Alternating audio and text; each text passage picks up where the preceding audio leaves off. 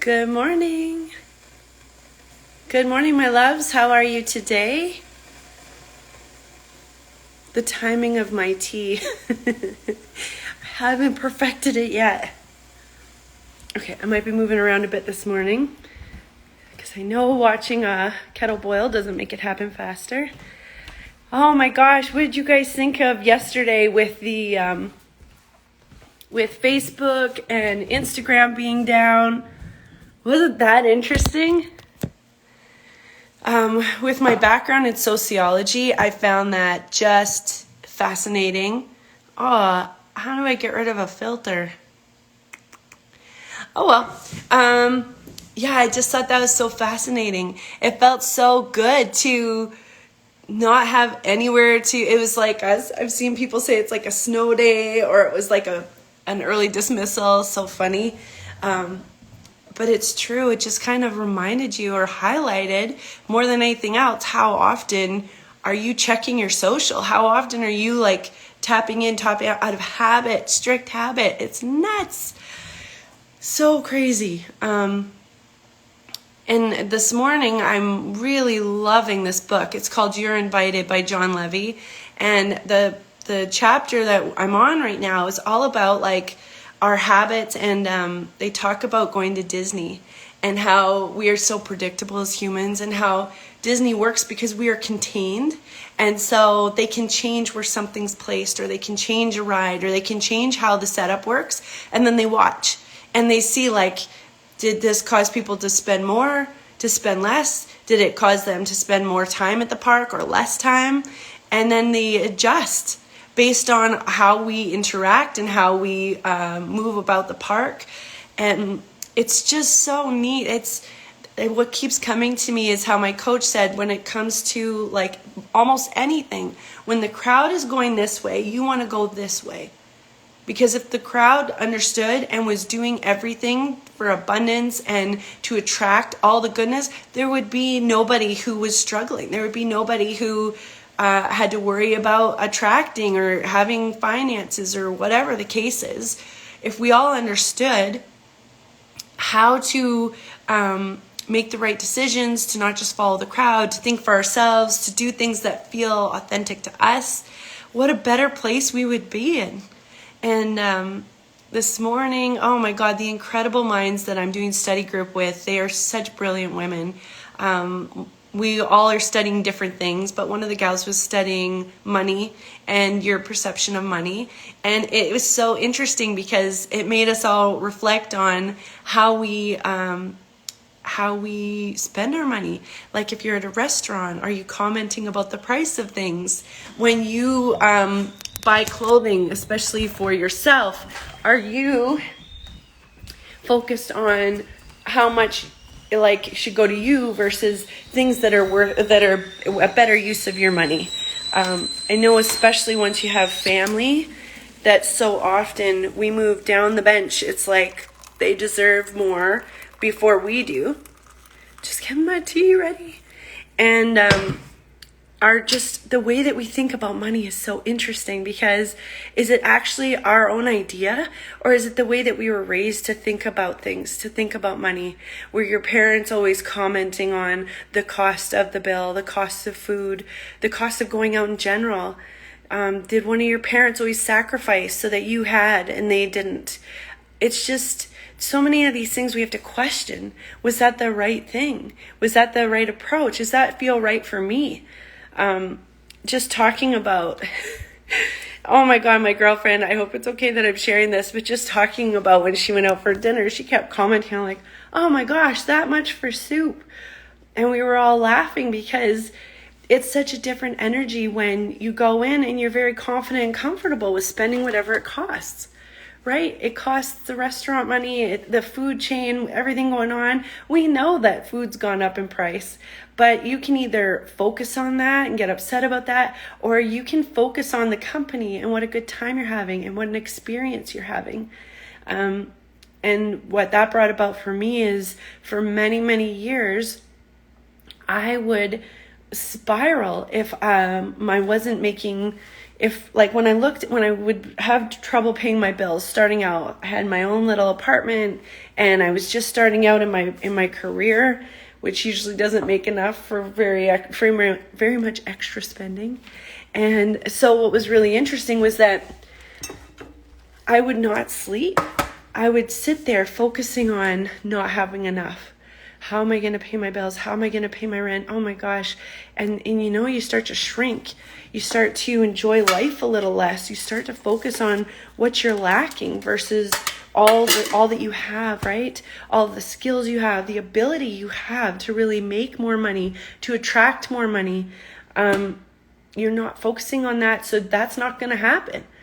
And now at this stage of my life where I feel much more secure, it's interesting how I wish I knew that information, that instead of focusing on the lack, instead of focusing on what I didn't have, solutioning, okay, what do I want?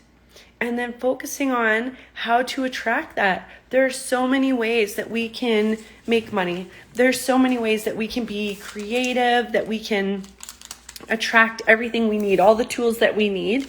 And for some, that's going to mean getting a little bit out of your comfort zone, right? Hold on, I gotta open this. Will you stay there? Woo-hoo. That could mean maybe taking on another job. Even though for your ego, that feels like, what will people think? What if somebody sees me working? What will they think if you already have another position or career and this is an add-on? Or if it's something that you're just not sure of, I've been out of the workforce for so long, there's so much junk.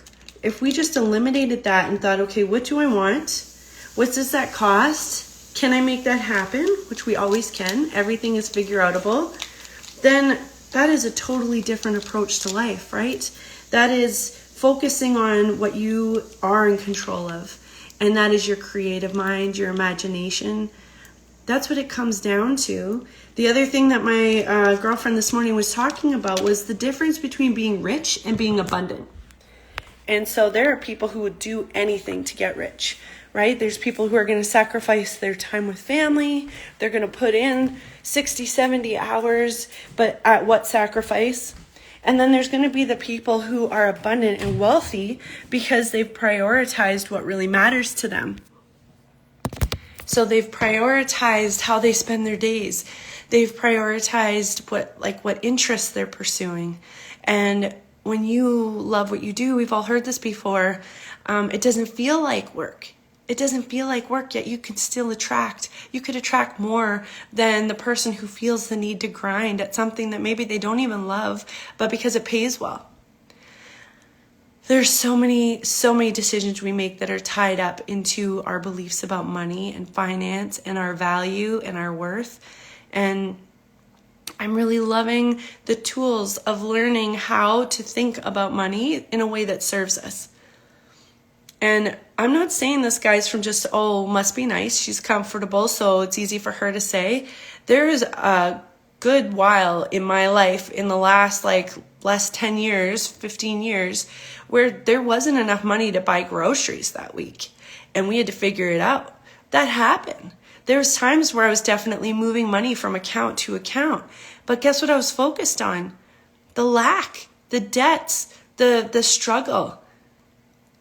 Also, when I was focused on that, my mental health, my physical health, my emotional health, my relationships, everything suffered.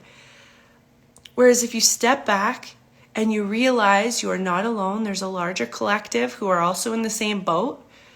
There's lots of people who like to put out pictures or act as though they have it all together, that they have all the money that you could ever need, and really they're struggling. The truth is, let's all just be honest. Let's be real about what our situations are and be creative. You could learn a new skill. You could join a new company. You could change what you do. You could change how you spend your time. And sometimes making money is stopping doing something that you were doing, that you were paying for. That's like income. You know, when we stopped paying for daycare, which was, oh my gosh, the same price as our mortgage, I remember thinking that's like an extra $600-700 in our jeans every month, if not more. Oh my gosh, I've been out of paying for daycare for a while. But it was like I had made that money. It was like I had taken on another job because I no longer needed to pay daycare. So the money that you're attracting into your life isn't always just what you get paid in a paycheck. It can be money that you save, that you found a creative way to save. When we went from our gas vehicles to our electric vehicle, the amount of money that we saved, it's nuts. The average of like $14 to $16 a month in our electricity bill went up. That's how much. $14 to $16 a month. And at the same time, we were homeschooling where we had all our computers and all of the tech going. So who even knows, right? You have everybody living at home, the heat's on, the AC's on. It's not the point, but focus on what you have. Focus on the abundance you already have. Whenever you save, be grateful. When you're grateful for everything that comes in, more will come in. More will come in. This is not just fluff. This is not just blowing smoke. This is sincere. When we focus on what we already have, how abundant we already are, we will attract more. And if you know what you want and you know where you're going, you will start to attract more. You'll be more intentional with where you are, how you're spending your time. The sad thing is that when I was in my corporate career, I was working so many hours, I didn't have any extra brain space or reflective time to think, is this what I want to do? To think, is there something that I could do that would make me feel more abundant, that would make me feel more healthy, that would allow me to perhaps make money doing something that I'm gifted at? All of us have our special qualities, our special gifts. This should not be wasted. They should not be wasted. We should be out there sharing our gifts with the world, letting other people see what we're capable of. We need to daydream again. We need to partner with people, be open to collaborations, be open to serving other people, find ways that you can help other people. And then who knows, that good karma might come back in somebody wanting to help serve you in your business, help you grow a business, help you grow yourself. I really believe that there's no competition. This world, there's no competition because there's only one of you. Nobody else can be you. So instead of focusing on what we don't have or what someone else is doing or where someone else is, we got to focus on what feels good to me. How can I have more of that? And really lean into that. Really, really lean into sharing your gifts with the world, helping others. When you have a conversation with people, I want you to keep your ears open for how can I help them? How can I help elevate their cause? How can I help support their business? It's kind of funny and it's kind of sad at the same time, but a lot of people that I know who are in MLM, sorry, these have to come off, who are in multi-level marketing businesses or direct sales like myself, it's so true that I've seen this and I've seen it break people's hearts who are on my team and in my business, where your friends and family don't feel right supporting you. There's something that's stopping them from buying from you and they'll go to the corner store. And yet if they opened up a restaurant, how would they feel if you went and ate at the restaurant across the street or you went and ate at another similar restaurant? We need to shift the way that we think. The way to attract abundance is to give. Give your time, your energy, give everything you've got to those around you, to serving a bigger cause, to helping others. I guarantee you, helping other people elevate, helping other people rise is going to serve you. It is going to come back to you in comfort, in feeling abundant already. How good does it feel when you can help someone else? How good does it feel when you can be the Robin Hood of your community? That's abundance. That's abundance. And sadly, it doesn't take much. A like, a share, a referral, a testimonial. Give that stuff out like it's confetti, guys. Just lean into love and service. Let's stop judging other people and their choices and their decisions and what they're doing.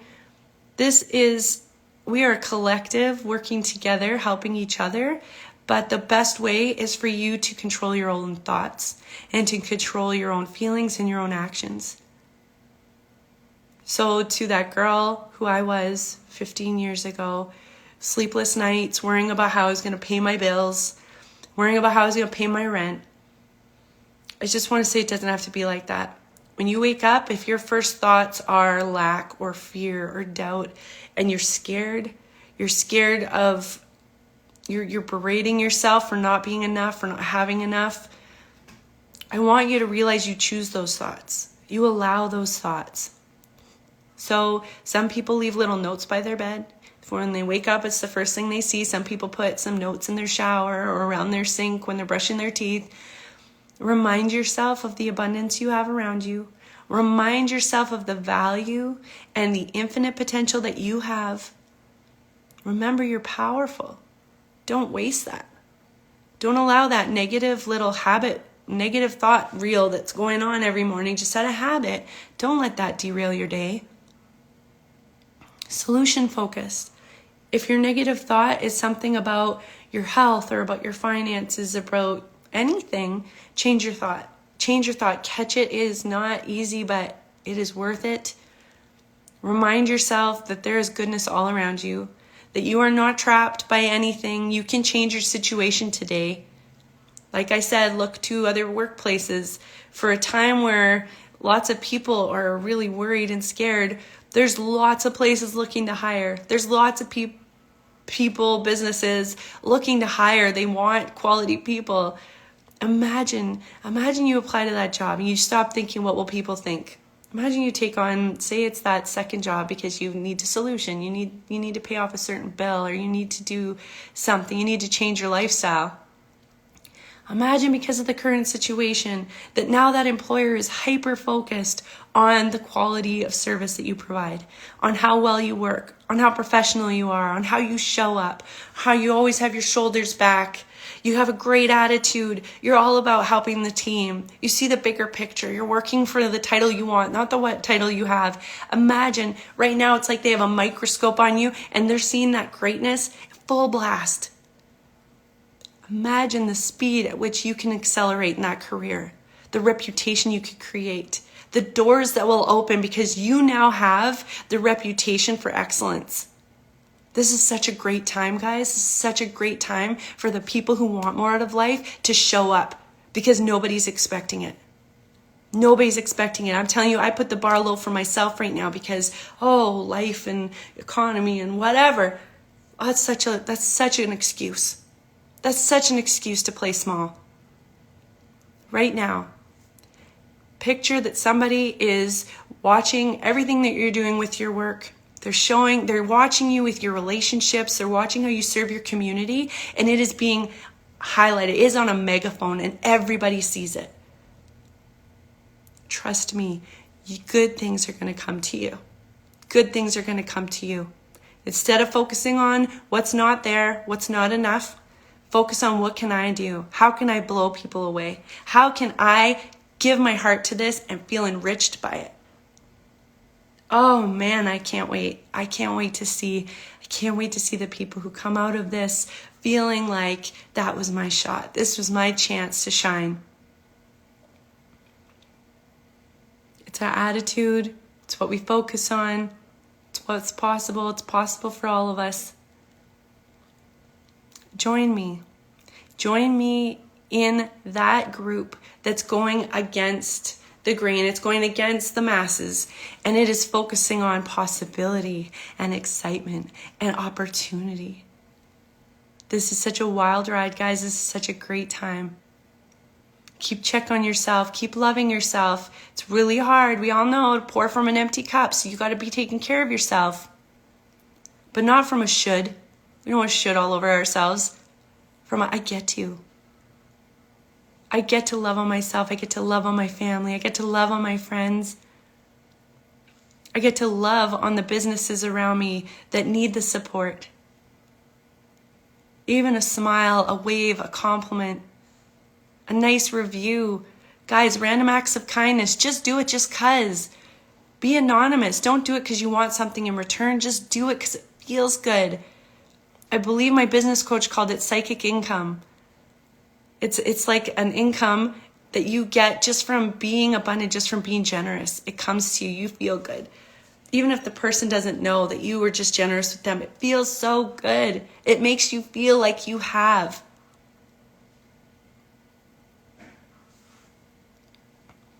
Let's be.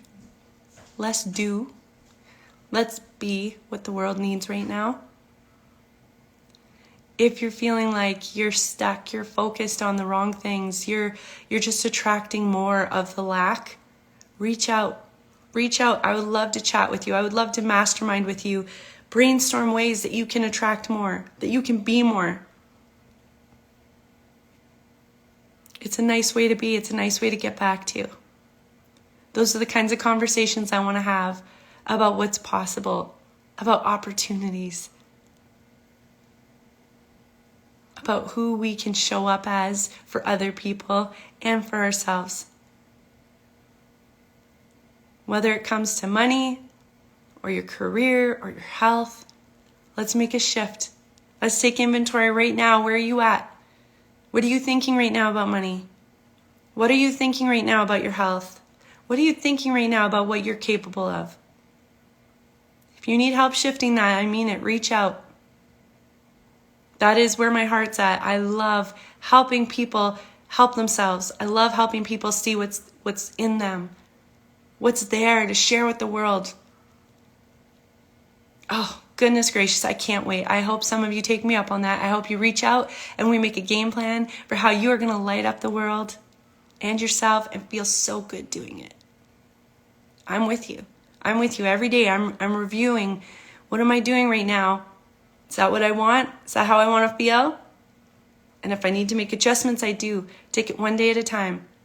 Sometimes I've been guilty of making big, audacious goals that are a year out, 5 years out, and they can feel a little bit overwhelming or you can feel discouraged.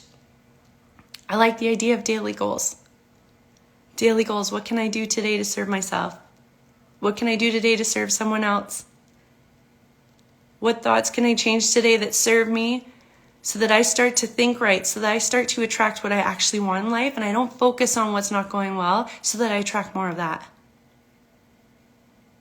If you're curious about the book that I'm reading about cultures and about community and creating a sense of community, the book is called You're Invited by John Levy. If you're curious about the business coach that I keep mentioning, her name is Danielle Amos. She's outstanding. Definitely message me. I can get you her information. I'm always here, guys. I want to be a resource. I want to help.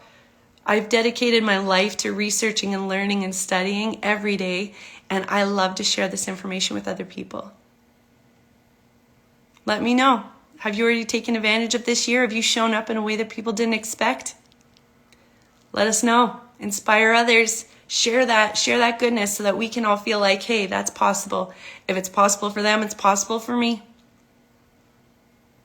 Okay, I hope you have a wonderful day. And go make the most of it. It's a precious, precious day that we all get just one of. All right, see you later. Bye-bye.